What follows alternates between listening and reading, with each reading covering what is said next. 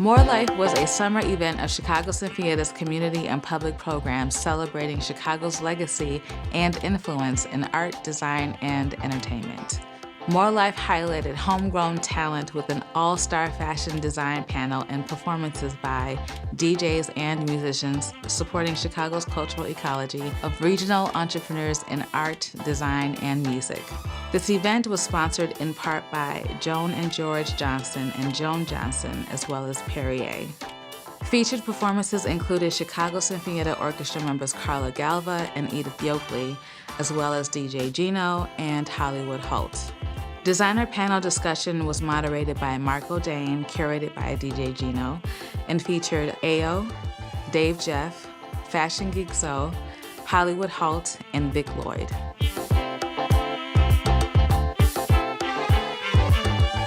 I am DJ Geno, aka Eugene Cohill, and I was the curator of Sinfonietta's More Life.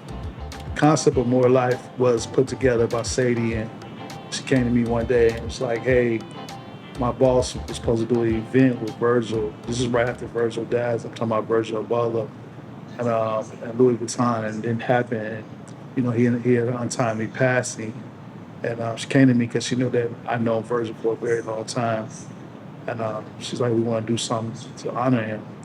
And she's like, what do you think about doing an event, panel, DJ, talent to honor him? I said, in Chicago, I said, that'd be dope. And so that's how we came with More Life. And it changed from being about Virgil to just basically being about a celebration about Chicago arts and through community and how we can all help push the envelope farther of fashion, art, music through one vehicle and better the community. So that's where More Life comes from. The panels I chose to feature was like the A-list of Chicago. I'm start off with Dave Jeff. If you know Dave Jeff, you know Dave Jeff has a brand called Fly. It's been around for a very long time. Dave Jeff was like one of the early people who started Chicago streetwear. He wasn't a forefather, but he was one of the people who came in and did his thing. And at this time, when I met Dave Jeff was a rapper. And I'm a DJ, so of course Dave Jeff had, back in the day we didn't have CDs, we had wax. He came to me like, yo, I got this record. And I grabbed the record and I just took it out the plastic out the record and I played it during the party. And sent it up. And I always wondered why, just sidebar, why Dave Jeff didn't never go all the way into music, because he was really good. But then from Dave Jeff, I thought about Vic Lloyd. You know, Vic Lloyd is one of the people who was like there with leaders. Shout out to Corey, the founder. But Vic Lloyd was right there with Corey, and that's how I met Vic Lloyd through that. But I also met Vic Lloyd through Jam and Filthy Rich, because they had a rap group. I forgot the name of that group, but it was a really good group, and I was playing their music also.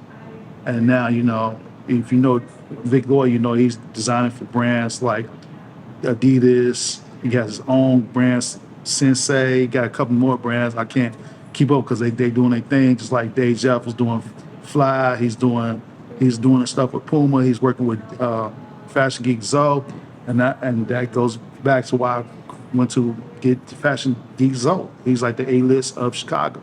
If you know about design and clothes, you're gonna want Fashion Geek Zo, because to me and too many people fresher than Zo in the world. You know what I'm saying? So Zo doing his thing. He got his Fashion Geek, and then he has his own brand, but another brand which is titled off his name, Alonzo Jackson, which is really fresh. If y'all ain't see this brand, don't miss out. And then from there, I had my boy Dane be the moderator, and I chose Dane because Dane, if you know Dane, he's fresh, always been fresh, and you know, he's helped design for Armani Champer's clothing line. He's helping Cooney and Chike with the Genius clothing line. Like, he's doing a lot of things behind the scenes. A lot of people don't know this is him. And if you know, Marco Dane was like the first person I knew that worked for a major brand, as a store, Saks. So he always knew what was fresh early. You know, this is like since we was young, and he that's just what he do. He's deep in the culture Then you got Ayo. Ayo, I met Ayo when I was 15. He was an aspiring rapper. He was in a group, actually signed at the time.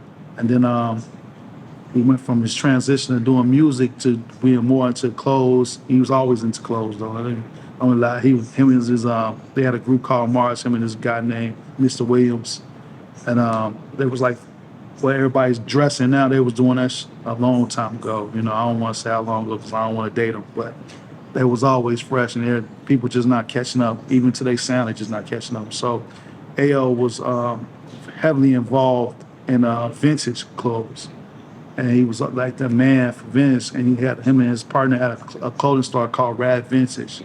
So Ayo was super dope, and he was styling people with the clothing lines of vintage. So it made sense for me to bring somebody who's got the youth dressed in the way they is now, and also setting trends, and with his new clothing line that he has coming out also. Oh, and Hollywood Hope. Yeah. And how can I forget Hollywood? So I met Hollywood a long time ago, actually, because Hollywood Hope is cousins with Mano, and Mano, $1 Million Mano, shout out to you. They came to my office when I was working across the board, and Mano was like 15 or 16, like I got beats, and Jay Street brought them. You know, they came through there because Jay Street was my intern, and he brought them. I think Jay Street was like 15, 16 too, or 16. I can't remember how young they were. They was young.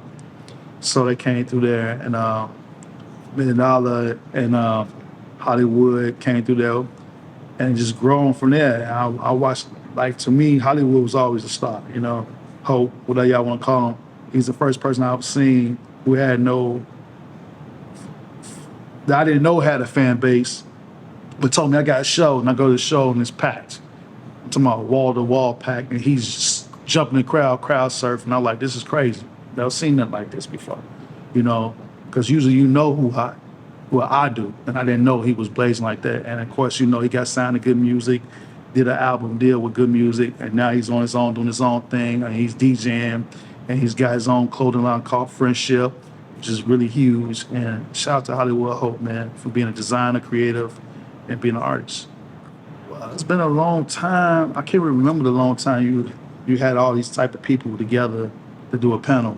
I think it last time was probably at Dave Jeff's store or something, to my Hyde Park store. This is like the Hyde Park days when Kanye came out and rapped, and I had Mano DJ. Mano actually just brought that up, like, man, you know, you was the first person, you the reason why I got the DJ Kanye. I didn't even know, because I wasn't even thinking about it, but Mano brought that up to me, and shout out to Mano, man.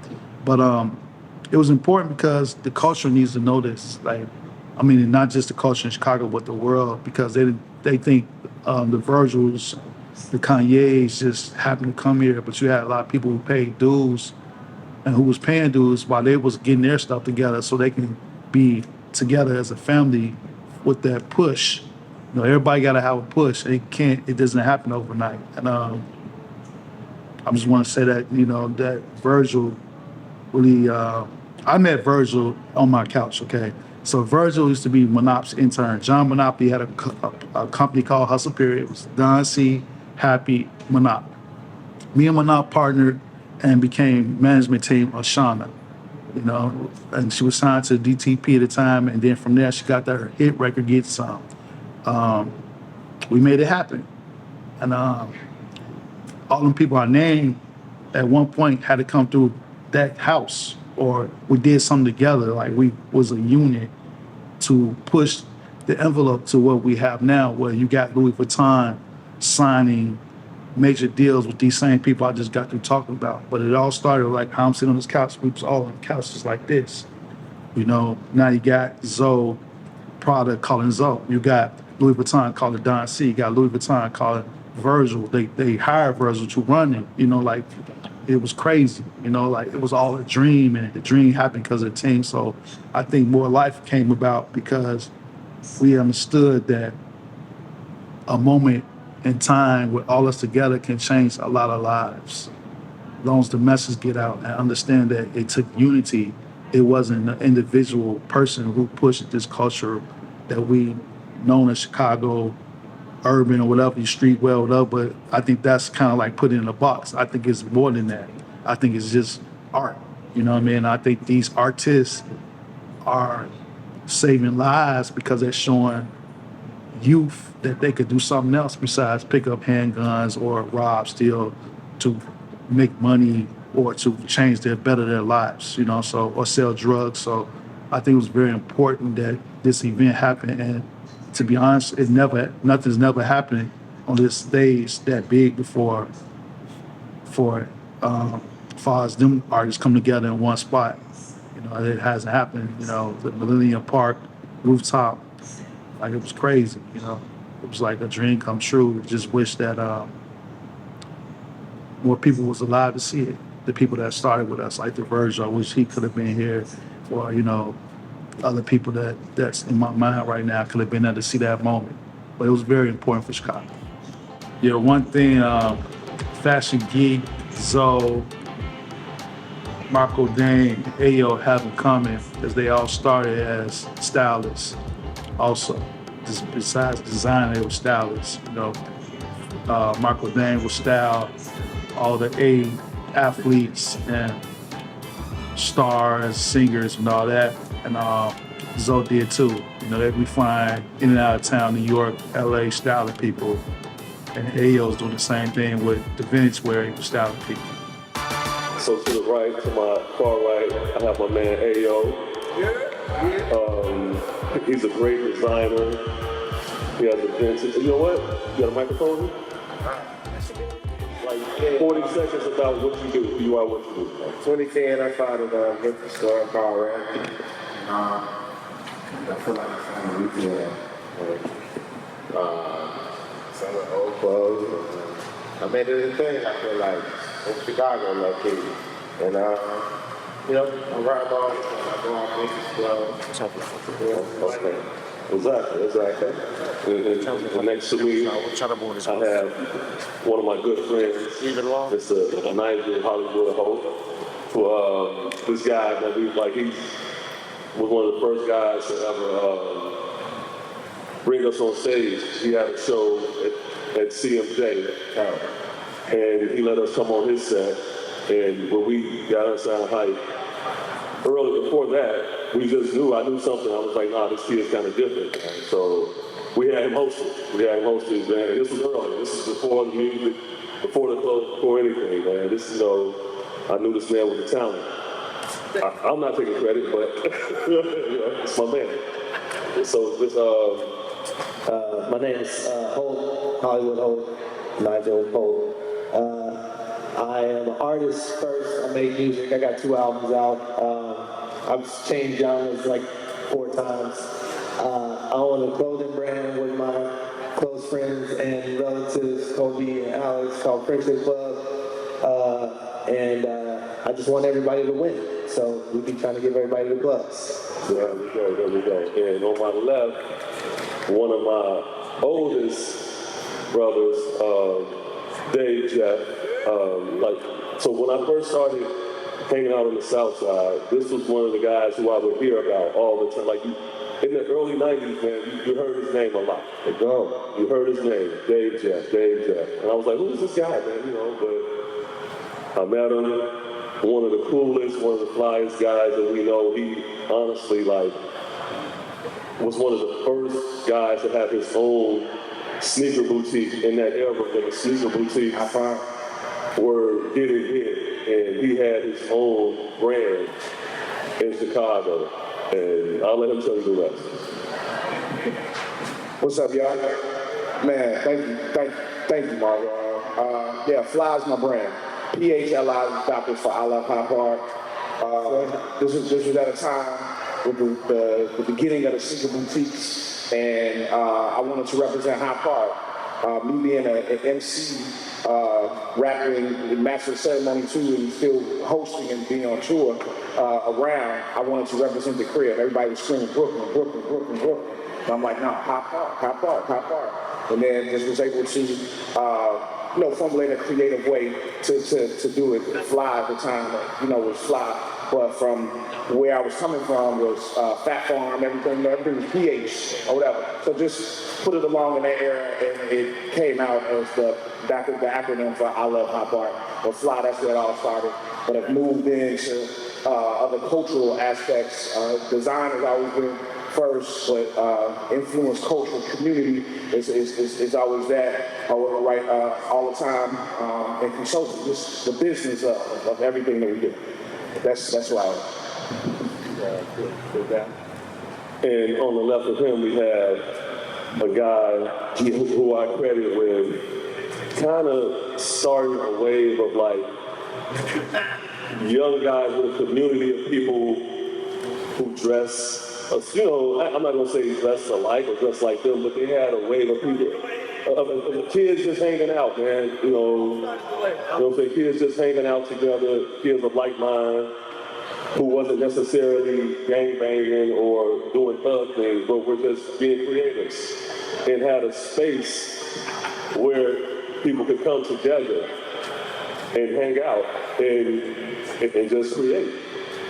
Mr. Vic Lloyd. He was gangbanging. Tell us about yourself, man. Hello. I'm Vic Lloyd from the South Side of Chicago. I guess I just do a lot of stuff, and I influence other people to do stuff. And I want everybody to be great, everybody to win, everybody to be rich, everybody to be billionaires, millionaires. So I feel like that's my credit here. I think I was one of the first people who just like, we can all do it, not just about me. And yeah, that's it. You also set a tone for everyone to act and dress exactly like y'all, and it made even more successful. So stop with the modesty. Yeah. What was you doing? The leader's hat was probably the biggest hat in the country. Because of Easily. I think it speaks for itself. And then at the end, we have my brother, Mr. Alonzo Jackson, a.k.a. Fashion Geek Zo. True story. So when I first saw this guy, man, it was, so look, coming from the West Side, we dressed a little different. It wasn't like, yes, yeah. Right, it dressed a little different. You know what I'm saying? We went through stages. You had everyone wanted to dress like the Dope Boys. Everyone, and there were only a few B-boys on the West Side, and we were a few of them. But we had a look. We had a certain look still. It wasn't like it wasn't a super B-boy out like a Hyde Park look. It wasn't that. And when I met this guy Zo, he was one of those guys who got it, who understood like, we kind of like everything. We like the flashy stuff. We like the glitz. We like the name brands also. You know what I'm saying? Like we like hip hop. We like the hip hop influence wear, but the streets. And so when I met this guy, man, I was like, nah, there's something about the dude, man. Like he still carry that street edginess. And I think that's why Fashion Geek is one of the biggest brands in the Chicago streets. Nice. And I'll let him tell you a little bit about who he is and what he does. Hi. Here you go. Well, I'm Alonzo Jackson. I got a brand, Fashion Geek. It's been around for a while. I got another brand called Alonzo Jackson that I've been working on for about 3 years that I feel like is going to change the world. And I love what I do, and I'll never do anything else. That's it. There we go. All right, so my first question, and I'm going to direct this towards Dave. You were the first person that I knew to have a signature sneaker that wasn't an athlete. How did that, expand on that. How did that feel? How did that come about? Let's start with how it came about. I'm a product of Tony Sports. And so, Tony Sports, if I tell you, if anybody knows Tony Sports is, God rest his dead, to my brother, whatever. Tony's was a neighborhood store that hit a whole bunch of neighborhoods and was early on everything in the stores. So kind of, a lot of us came from Tony Sports. Bill, Autumn came from there, Diego Ross. came from there. Shane, I mean, a lot of us came from that whole space, and I would call it retail college. So I say that to say is we were all working there, and then so I got my own from Tony Soda's store. A buddy of mine was here and started a new thing called halftime or whatever. Right. And then so we were forcing and pushing, trying to get a Nike account then, but Nike wouldn't give us the account because the first store was like on 2nd Night and West or whatever. So but then when that disbanded, my man had to go on a long vacation for a minute. And I just did offended, and this was the beginning of Fly. So my whole thing for Fly was once again being on the road and being and seeing other people teach whatever. I wanted to do this in Chicago. I wanted to represent Chicago. And so once that got popping in Hyde Park in the old Harper's Court or whatever, we had Nike's eye from the volume of the cool stuff that we was doing at halftime on Saturday night. It just wasn't an official account. I mean, like at halftime early, we had all of the Air Force Ones that you couldn't have that are collectors now. You know what I'm saying? Limited atmospheres, all the Atmos, all of those. We had those on the wall. So it was already a secret thing about it. So when that went down, and I ended up actually doing a real location in Hyde Park, Nike was still there, and the Hyde Park location was a better location, a better look, I guess, a better feel for teaching, and then that's when that whole relationship started, the whole business of it started, and I was able to have the Nike account at the time, and then so of course who doesn't want their own shoe, and not just like, oh man, I have my own shoe, but just to represent the career. Like you have the Supreme this, you have the Atmos this or whatever, let's have a Fly, shoe too to represent at home. So that's how it was. I got the account, started making noise. Brother's name is Huron White, and Huron and another dude always argue on who kicked it off with the Fly, who actually opened the account, but Wadub, who now crazily is over at New Balance, that's handling all Freshfield stuff, whatever. That's just crazy how that goes. But that was early on, and then so that was it. And then so with these companies, when they give you a shoe pop or sometimes, it just depends on how it all works out, is so you can help push something that they have coming out. And so it was a special Air Max 90 or something that was coming out. And so me doing a friends and family or doing a collab with them just helped give energy to that particular silhouette. And so that's how it came about. And so it was Fly Air Max 90. It was 100 pair at the time, and that's how it was. That was my first shoe that kicked it off. Right. And then after that, that's yours to the. Okay, go pass it around to the next boss. Sorry, ladies and gentlemen, to the entrepreneur here on the panel today. I honor you and I give you, praise about your successes. You're doing everything and being empowered to everything, not just black, but brown. And you gentlemen, have a passion, right? My question is, how do you address the issue of when a youngster in brown and black communities dress in just one category, wearing hoodies, not that your style is incomplete or wrong, but these are the people they're looking for as shooting people? Can I get it? Yeah, sure. When it comes to what a person does with their clothing, there's only a certain base amount of direct garments, right? All those people you're talking about, they're looking for to shoot people with hoodies, they're also wearing pants, right? And shoes, and shirts, and hats, right? So what I'm saying is, regardless of what the item of clothing is, doesn't determine the look, right? So no matter what, there's t-shirts, long sleeve t-shirts, sweatshirts, hoodies, pants, jackets, coats, hats, right? That's kind of the full demographic of clothing. And no matter what we do, there's nothing that we can do to force a person to dress a certain way based on the actual lifestyle of what they do. No, that's not my, I'm glad you answered that. Thank you very much, because as a entrepreneur, yes, you have your own style, you present the style, and it's not, you guys' styles are CP-centered, and it's done in a casual way, as we in the venue, as we are outside, and we're enjoying ourselves. But when you have, I just ask people that's all the same one because of certain national languages. And we all just the same way. And our youth get caught up in this trap. Now, yes, I check my people. Yes. Right. Who I live And look, Listen. No, I'm in this. okay, right, because I want to take you all right there because you just said, you check your people, right? And that's parenting. That has nothing to do with us. And I do appreciate the question, but we're going to ask questions after the... I'm sorry. Yeah, but again, I'm glad you brought that up, but that's parenting. That's, that's something completely different.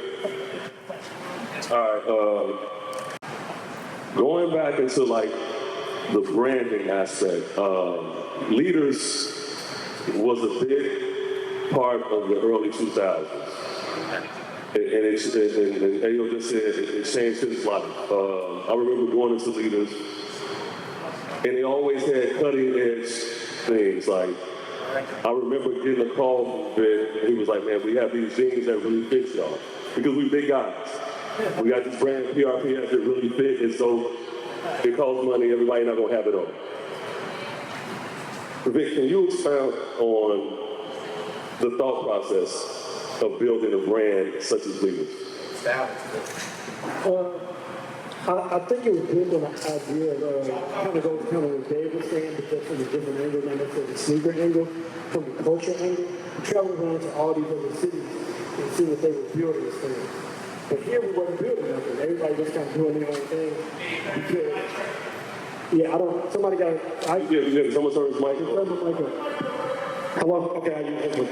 Yeah, so instead, we decided we wanted to build something in Chicago, and we knew that you couldn't do it with fashion alone. Fashion wasn't going to be the thing that changed it. So we did it by connecting with music, events, art. Like I tell everybody, like, skateboarding, like we did it all. Like, I threw Hebrew Bramley's first art show at Leaders at Wicker Park when nobody had no idea who he was. And I didn't have no idea how to come to an art show. Yeah, like, you know what I'm saying? And we had the idea of, like, brands like Zo. Zo had a brand. He was like, man, I want to do something special. I said, when nobody's done this here, just sell your brand at our store. Don't sell it nowhere else. We're going to make your brand be like our house brand. People got to come here. So we started making things feel like monumental. Like you had to do things. You had to come to this place. You had to check it out. And I just think over time, you fast forward, it's like 20 years later, and we had like, the community was bigger. We had way more stores. Like Chicago is finally looked at as a world-class fashion city. Yep. Even though we have always been at the forefront of it, people just didn't respect it. But I think it's just through all those channels of everybody that came through and grew around that town being able to spread their wings and kind of fly. So I think that's how the culture works. Yeah. And speaking of like making Chicago a world-class city based on a brand, so let's talk about the Duck, man. So the Duck, it was my first intro to the Duck. It may have been GLC, I'm not sure. But all I know is, it may have been GLC. But I just remember going to Jay Boogie's spot, and Zo was in there, and I was like, man, I like that hoodie GLC had on, but I don't want that same hoodie. Zo was like, no problem. I'm gonna make you something different right now. And I saw Dante come in. Speak on the Duck, speak on the idea of cut and sew. And yeah, just go ahead. Just talk about you. When the brand first started, everything was cut and sew. Yeah. Vic was there. I mean, my man Dante is like the biggest thing behind it, you know what I'm saying? Because he had to like it first. He came to my spot. I had a spot real small in Wicker Park. And we just clicked, you know what I'm saying? And he liked it. He like, yo, just come out of the shop. You know, J Boogie, Custom King, that was a big thing, whatever the case is. But I was with Vic heavy, just, it's all full circle, like you said, because leaders was my education. But the marketing aspect, I got that from Dave. But it took Dante to really rock with it and be the type of dude he is, because he likes to be behind the scene. And he's really the only person that I care about his opinion, because we got similar just tastes. Like, everybody can say something is dope. If he don't like it, Oh, man, it's not. It's not. Yeah. Tell us how you feel. He definitely is not. yeah, that's how it is. So, I mean, that's just what it was. I got a real great education just being with Vic. I used to sleep on Vic's couch. A lot of people don't know that. Sleep on his floor. You know what I'm saying? It was bad for a while with me. You know what I'm saying? Being Vic, people don't know how tight we really, really are. You know what I'm saying? Like, we've been through it. 7 in the morning, take a shit. 7 in the morning, you know what I'm saying? So it's like, yo, just being around everybody, just taking pieces. We all know Corey Yokley. That's the biggest jerk in the world, but the best dude in the world. No, that's my mentor. It's like, Yo, man. yeah, that's the best dude. So it just was watching. We would go to Vegas and Magic, and they would run the Vic. Like, Vic was a rock star, man. Like, Vic is gonna have a documentary because people just don't know how ill this dude really is. You know what I'm saying? Like, they was, and Vic was the first one. Like, yo, give me that T-shirt. He wearing my stuff down there. They going crazy, man.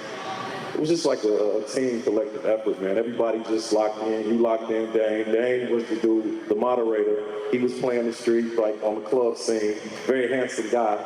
So the ladies appeared to rock with him. You know what I'm saying? So it was a blessing that he wanted to wear. It was just a collective effort, man, of just doing something different. And always being told that we couldn't do it because we not New York and didn't have the proper resources. So just, once Ye came out, that just showed us all we can do whatever we want, man. Exactly. And look, so we're going to get to Ye in a minute, but I want to ask this to you, Zo, and to Nigel, but I'm going to go to Nigel first. Paris Fashion Week, man. But you know what? I'm not even going to start there.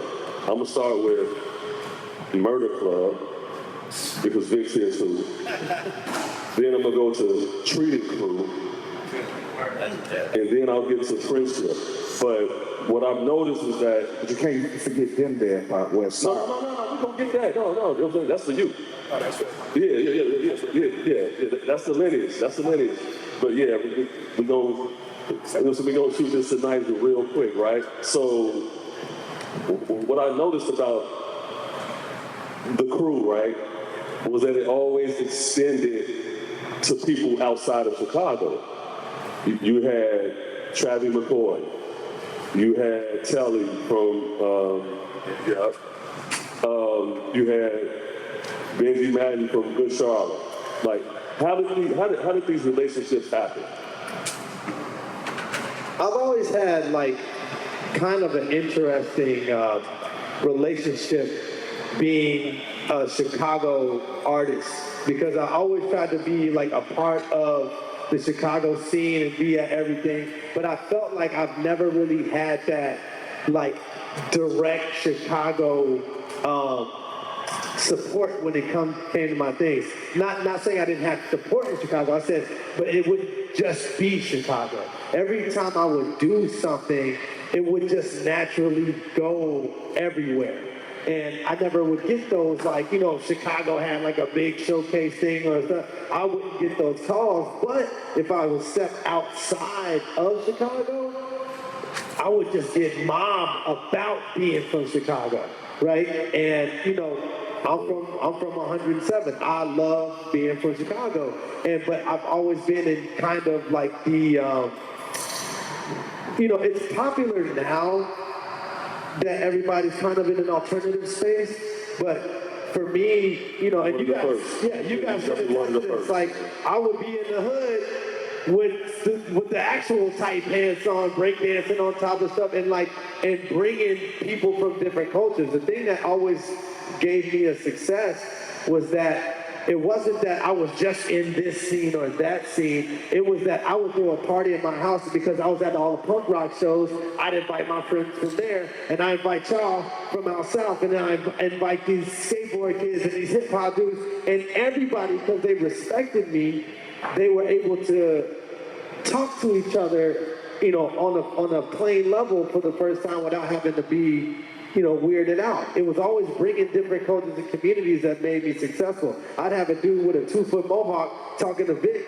and in any other setting, you wouldn't have those things. Like, and so because of that, I've always been able to garner the attention of like any scene because it's all about inviting. I feel like there's nothing better than having other people be exposed to different cultures and being able to share those things.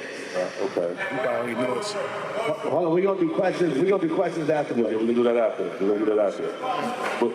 But also another thing, like I would just remember being in New York with Mano and just walking around the city, and the man had so many friends. Yeah. Like it was just strange to me. I'm like, yo, how do you know these people, man? And none of them were like the typical like our crowd. Like me, Dave, and Zo crowd. You know? Like it wasn't our crowd. It was a completely alternative crowd. Well, you know me and Geno, right? One thing about us is that we're super hyper and super like, we want to experience everything. Everything comes from a genuine place. So if we do a show in New York, we not just doing the show, we going in the crowd talking to everybody. We hanging, where y'all going? We gonna go with y'all there. And then we've developed, just from being genuine friends to people, this incredible like world friendship. And that's why me, Mano, any of us can't go a block in any city without seeing somebody we know because we really cared. And then we would invite, like I said, we invite people in. That's why everything around my branding, everything around the clothing is all like steeped in inviting people into some sort of organization, club. Exactly. Yeah. Like Murder Club is something else. Right. But the Treated brand and Friendship Club, it was all made to be, you know, Friendship Club is not just me. Kobe, that's my creative director right there. Alex is the head of all construction. We have a crew in everything that we did. When we did the Treated brand, it was Mano, I, and multiple other people, and we would try to galvanize it wasn't just the clothes. We represented an energy and a feeling that you wanted to be a part of, and wearing those clothes added you into that. Just like with leaders, like if you were in New York and you saw somebody in a leader's shirt, you knew I'm gonna be cool with you just because you're wearing that shirt. I could at least talk to them, right? And that's what we wanted to do. You see somebody wearing Friendship Club, it's called friendship. Now he's the biggest stylist in the world. Wow. Law Roach. Are you familiar? Not familiar, but I'm gonna get out. Okay, but give me now the whole concept of like getting our brands to other people outside of Chicago, right? As a stylist, do you make it a point to try to put them in Fashion Geek, Sensei, Fly, for instance, or is it more just trying to feel the artist out? I got to feel the artist out. Okay, and then also, I'm going to ask you this also. Do you feel a responsibility of introducing them to Chicago brands? Because that's the thing. Most definitely. Okay. Big, Fly, all that, bro. Most definitely. Especially him, man. Everybody that I learned from all these guys. I was a kid when I went in, so it changed my life. So, yeah, if I had the opportunity, you know, I want to put the whole city on, especially Pet. I can't even really want to live with this guy, right? But anyway, the opportunity straight to Chicago to merch. Because we see so many times, right, artists, before they get on, everything is leaders, Fashion Geek, Fly, whatever it is, right? When they ain't got no money. Right. And these guys are giving them the clothing for free. Like, I remember Zo giving Reese and all these guys was Fashion Geek out. Yeah, Fashion Geek out. Chance was Leaders Out. Leaders Out. You know? Yeah, I can take it before that. LRG Out. Right. But when I look at like Clark Kent or Jazzy Jeff, they still wearing fly. Wow. My uncle still have fly. They still wearing fly. Yeah. And they're not from Chicago. Wow, that's dope. So how do y'all, I mean, and anybody can answer, how do y'all feel when you see this happen? Because obviously, like, you were there from the beginning. Like, you saw the whole transformation. Hold on. I got a question. I don't want to interrupt you, bro. If I had, I had a vintage shop for like 10 years, right? If I got your merch, how would you feel? Your older merch, your older merch. How would you feel if I'm selling it? I said, hell yeah, all day. Excuse my language, but yeah, all day. I would feel honored, like.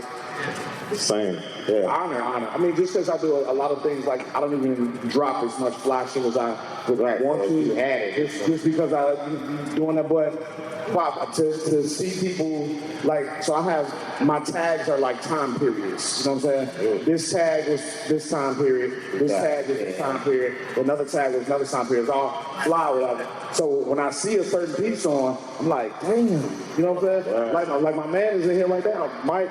So Mike has on a Fly Store North Face bike. That's from the original Fly Store. So that shirt might be 15 years old. Wow. You know what I'm saying? But then he has a new version of the 5-panel pop. You know how many 5 panels I've been sold in 10 years? Uncle had them all, bro. Thank you. Okay. You know what I'm saying? But that's a newer one of it. So I mean, I would love to please let's man. The stuff is gonna be oversized. Yeah. You know what I'm saying? It's right. Somebody gonna have to, fit it accordingly. But yes. So again, how does it feel when you see people outside of Chicago that you rock with? Because I've been on the train platform in New York, and I've seen people with Passion Geek shirts on, or the Pumas, and I'll take a picture and send it to you. But your Chicago artists, you know what I'm saying? And I'm not gonna name names, but there's a lot of Chicago artists right now. We kind of moving between Dirt, Herbo, Geno. I can make it all make sense. Make it make sense, please. So it's a really simple thing. A caterpillar not always going to be a caterpillar. Right. So that's just a life cycle. So when we end these certain things, we have to understand that. So we have to make the best out of the opportunities that we have. Yeah. Because $100 nigga and $1,000 nigga, two different types of niggas. Right. It's just, it's just fucked up some way to say it, but it just is. When Chance was 16, 17, he had two things to rub together. Oh, big homie, I need clothes. That's what it's going to be. But you're a millionaire now. It's not going to be like big homie, let me wear your clothes. Now, I can make him wear something if I want to be like. But can it be big homie? I want to buy your clothes. See, should it be? It should be. Right. But they don't think like that because they still think of you as big homies. They don't think you need their support. That's the biggest issue. They don't think that you need the support. They're not built to be like, oh man, I'm gonna pay it forward and pay it back. That's how I am. A lot of artists, I've seen this happen a million times, where you'll flood an artist, and then it'll be a mutually beneficial thing. They blow up, it helps you blow up, and then now the artist feels like, I put you on, bro. Yeah, give me clothes. That's like a huge thing. I think that you probably might have dealt with that the most. People want to feel like now they want to be a partner in what you're doing. But is it a lack of respect for the brand? That's what I'm asking. You know what I'm saying? Is it a lack of respect for the brand? Because if you get your money, you want to go buy Balenciaga, you want to go buy that. But I'm going to tell you this, right? I know for a fact that the Millennium Jackson fans going crazy. And I was just about to say. They're going crazy. I think, and just my 2 cents on it, and being with Zoe every day around the world, whatever, and the thing, I just don't honestly think people are as fresh as a lot of us and can do it. And I say that to say, it's like those people that are millionaires that wear all this name brand stuff, They can still wear Alonzo Jackson pants and still having a Louis T. But I don't think they know that. I don't think they that fresh. To understand that fashion, still having these Amiri jeans and a fly tee or whatever, I don't think they just don't know that they do because they stuck up here. Yeah, no, yeah, fashion and style are two different things. Is that about right, Zoe? Yeah. And DJ, just to expound on that, fashion and style are two completely different things. Fashion is what you sell in somebody. Style is what you have in you. Like, when you can go to your closet and just put on whatever, and you're not going to look like him. You're not going to look like that guy. Yeah, it's not the brand that makes you look cool. Now, we all like nice stuff. We all like, look, again, we come from a place in an era where we just got to have that flashy stuff sometimes. We just got to have it, because that's who we are. I think it's a balance, though. I think there's a balance because let's all be honest. Like, half y'all got Balenciaga on right now, right? What the point I'm making is there's a balance between. It's almost not necessarily the artist's responsibility. If you have a relationship with an artist, and if the artist has a relationship with you, you work that relationship for what it's going to be, and that's it. And everything else is your own personal advertising. That's it. So it's like, for me, it's like if something comes with it, great. But to have an expectation of that person past what your mutual benefit is, it doesn't matter. Well, I think, too, we give artists too much credit. Yes. You know what I'm saying? Because outside of their art, ain't none of them fresh to me. You know what I'm saying? So I don't expect any of them to know better, just being honest. It's rare that I see a guy that I'm like, yo, you know what I'm saying? It's very rare. We had this conversation last week. It's a popular blog out now where this guy stops and breaks down everybody outfit every day. Yeah, but the funny part is my man Dane, everything they wearing now was wearing 15 years ago. I was considered weird for wearing it, you know what I'm saying? Like, we kicked down the door. Well, nobody wearing Rick Owens before me. Nope. I don't know a celebrity, a dude, no nothing. I was ODing on it, you know what I'm saying? Everybody, that's the coolest thing in the world, you know what I'm saying? So, again, in my mind, everybody whack. So I don't expect these guys to know what it is, you know what I'm saying? I only look at guys that be like, yo, I still want to pull a t-shirt from Target. I still want to do vintage shopping. You know what I'm saying? I want a friendship piece. I want a Rick piece. Like, we make the clothes, and I can't expect artists to know that they make the clothes because they make music. Right. That's it. Exactly. You know what I'm saying? Look, and I'm just telling y'all, like, I live in New York. I love going home. I love going there with things that I get from Chicago that I know they can't touch. I love that, having that RSVP sweatsuit or that fly shirt or just, you know, stuff I know that they can't touch, but I know it's dope. Anything fresh goods touch, they love. They go crazy. And so I'm getting to a bigger point, right? We all know the impact that Virgil had on the world, right? We all know, R.I.P., you know. But bigger than that was Kanye West, right? And we all know, because we all know who's making clothes now. We all know the lineage. We all know the Jerry Lorenzo, the Don C, the Demna from Balenciaga, the Matthew Williams. Yeah, right, we all understand that. I don't know if a lot of people understand what's really happening, but if Kanye is the biggest influence in the world, fashion-wise, which he is, because Jeezy jumped over Jumpman. So what is Chicago to the world? That's what I was trying to say. I'm glad you said that, because this is what I was trying to explain when I was saying, like, I had a funny relationship as far as being, like, local Chicago, because I've always felt anything that I've touched from a Chicago standpoint, it was seen out in the world so much bigger than it was seen here, right? When we did the Treated brand, and when we were going to Paris My first time going to Paris was like 2010, 2011. And that was when Kanye did his first fashion show. And the reactions that we would have over these few years by like 15, dog, just say, if you go to Paris right now and just say you're from Chicago, all doors open up. It's crazy how we're looked at because it's a genuine thing. Like, yeah, Kanye really did kick it off, but then what came after that is genuine success. All of these people who came up under that are, as far as looked at in the real fashion world, which is technically runs the actual fashion world is Paris, right?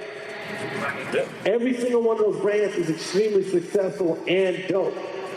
Arguably everybody can have an opinion, but at the end of the day, all of these companies are multi-million and billion-dollar companies based on coming from underneath bro. And see how that is there's no question in the rest of the world that Chicago, in a sense, runs fast. Exactly. And look, I'm looking at the time. So look, before we get out of here, we got 15. Well, this is gonna take 15. Before we get out of here, right? There's a guy that I think most of us know that I kind of grew up looking at. I know Dave was a part of, and right now we're seeing like the fruits of his labor through the Virgil LV campaigns. Red's Jolly, right? And I feel like, so whenever us older guys bring Reds up, a lot of the young guys be like, man, get Reds out of here, Reds, whatever, right? Dave, can you please tell us how important he is to music, to fashion, to marketing, and to everything that we see right now with LV. And I'm gonna just say this, he's a West Side guy, so I love him to death. So, Red is like, I don't want to call him like a unicorn, but he's like this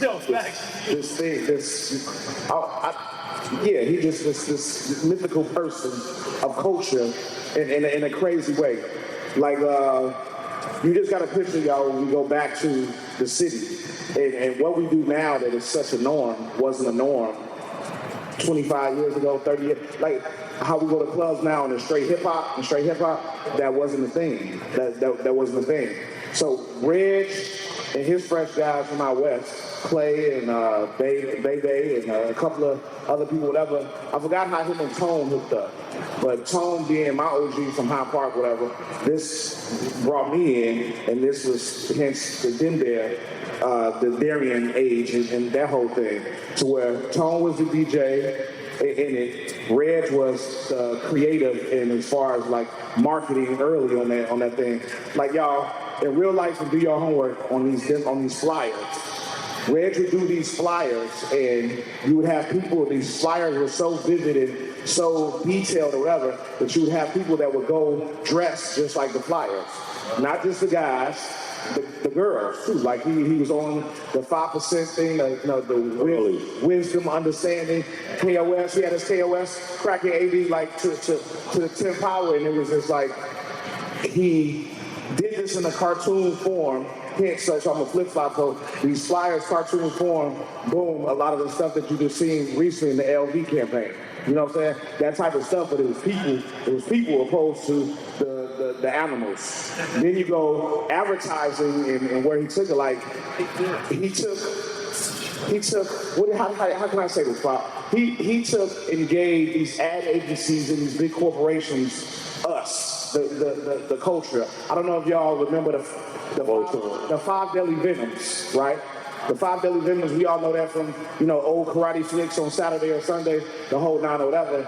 But Reg took that concept and brought that concept to advertise them, but did it with the rappers, the hot talent at the time. So who was it? Eve, RZA, AZ, or whatever. But I'm saying they did this campaign that basically changed how advertising and marketing looked at hip hop and our culture at the time. Then did the Sprite can, the crazy Sprite can, like the KRS-One and the KRS-One. and then all this. So that's him all in that thing. And then like, okay, Nigel, you can tell him on the dance and on the break dance tip. I got a fire story about that. This man would have on $5,000 easy of freshness. You know what I'm saying? Of low. You know what I'm saying? Yeah. Louis, like stuff like this, and everything, and he would just tear the floor up, like literally, and pop back up like he was never breakdancing. Like, you know what I'm saying? Having a white Indian hair sweatshirt, a sweater, and then still come back looking fresh. You know what I'm saying? The same chain that Raekwon had. With the same chain.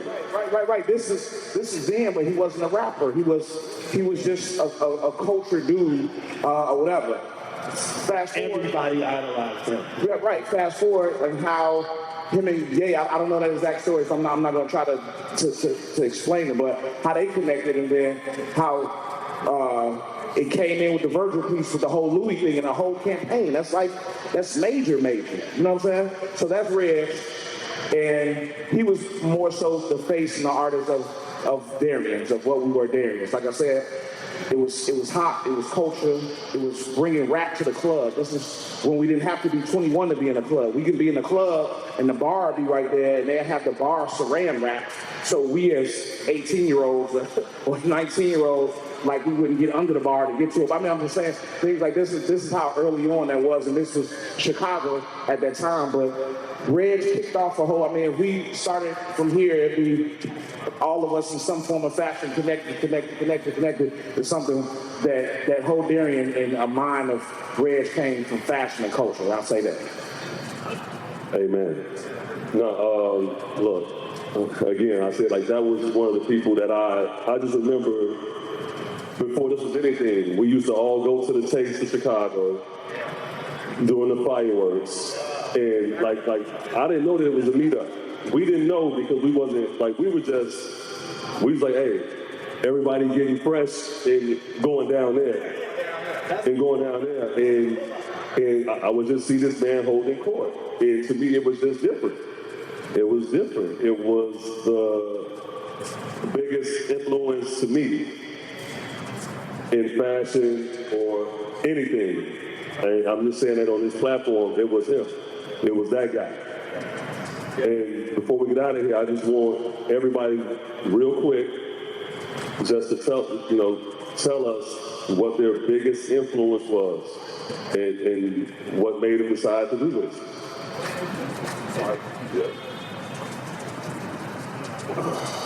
My biggest influence was I was born and raised underprivileged.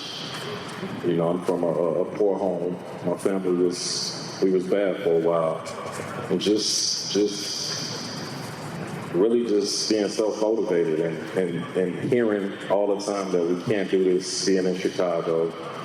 You have to have education to do this, and just telling myself I'm gonna do it my way and go against what everybody's saying and achieve everything I've always wanted. So I'm self-motivated, but my influence is my mom.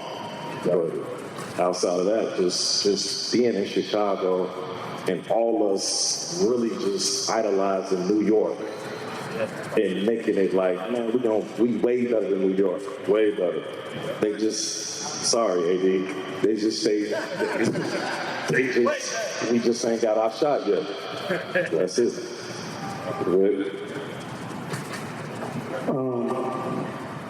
I don't know. I guess I've done a lot of interviews lately, so I get asked this question a lot, and so I came up with the answer.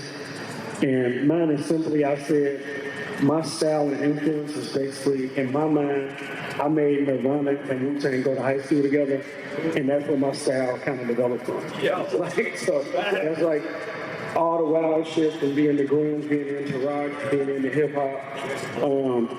It just kind of created a gumbo of the person I am. I kind of just, yeah. My influence, to be honest,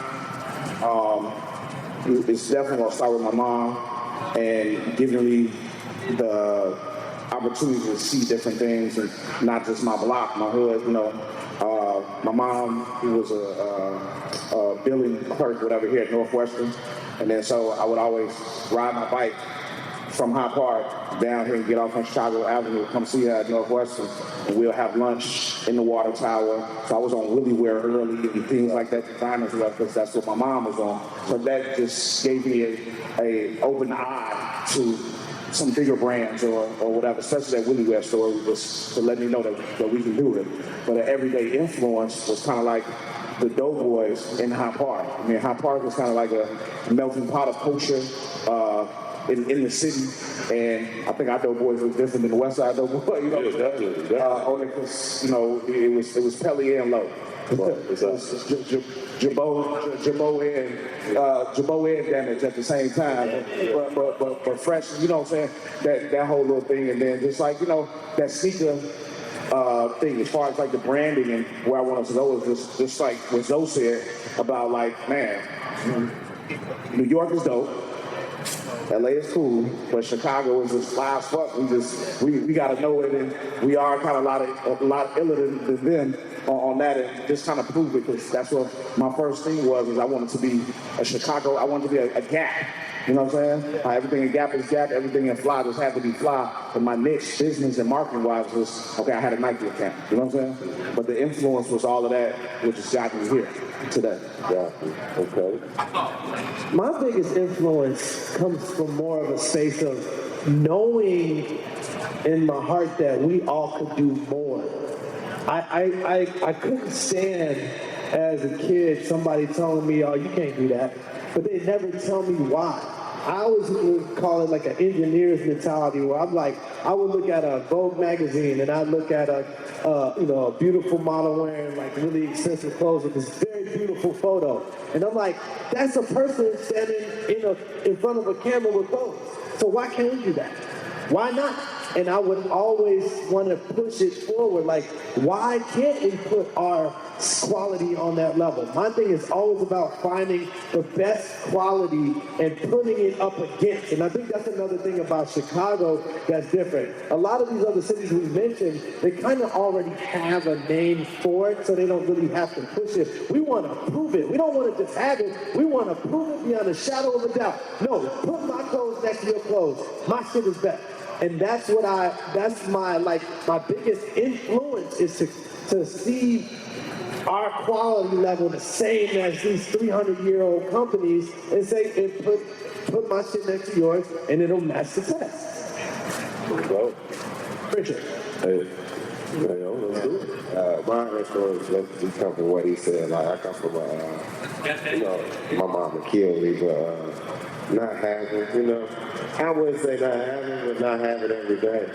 So that got, I have uncles, and I watch them little dope boys. I think about everything they used to rock, True, with Eve, the 86 shit that I put in for, excuse my language, but and then that's what made me really like get into like vintage or reselling, old toys, everything. Shoes and stuff that, you can't, it goes through my brand. My influence is really these guys up there. Him, he's one of the first guys I met. Young as hell, going into leading, and I'm like, man, bro, I'm like a product, man. I'm on gang shit. And then I'm looking at these guys, and Kanye, for real. I ain't gonna lie, those guys, I come up under those guys. I was an artist and jazz, but I'm rapping about shit my bang. Exactly. Cat, what I'm saying? Till Kanye come out in his fashion and his taste. I mean, and for real. Right. And your project going by you guys, new page. Appreciate it. My man. Look, man, I want to thank everybody on the panel for coming out. Word up. And, just spending some knowledge. Just letting the group know about yourselves, because I don't think a lot of people really know what goes into this and how we really feel about being from Chicago and being, creatives in Chicago and having something that goes that the world sees. So, it's a different feeling.